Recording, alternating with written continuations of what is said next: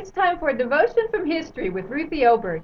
It was on August 4th of 1821 that Atkinson and Alexander first published their weekly newspaper, the Saturday Evening Post. By discerning what society was looking for in a newspaper, it soon became the most widely circulated weekly magazine in America. The Post published current event articles, editorials, human interest pieces, humor, and stories by the leading writers of the time, including Ray Bradbury, William Faulkner, F. Scott Fitzgerald, Louis L'Amour, Sinclair Lewis, Edgar Allan Poe, and John Steinbeck.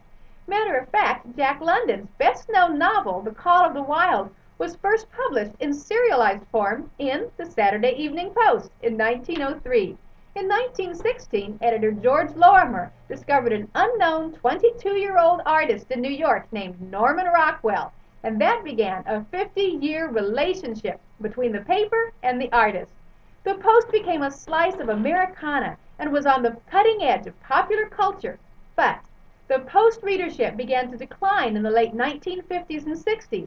The public's taste in fiction was changing, and the publication had to compete with the new medium of television, and soon found that it just couldn't keep up without seeming trivial and trendy. It was announced that the February 8, 1969 issue would be the magazine's last.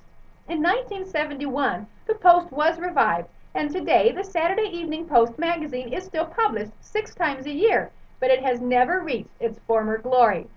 You know, it's not easy to stay relevant in a constantly changing culture. And we also need to be aware that we can make relevancy an idol in itself.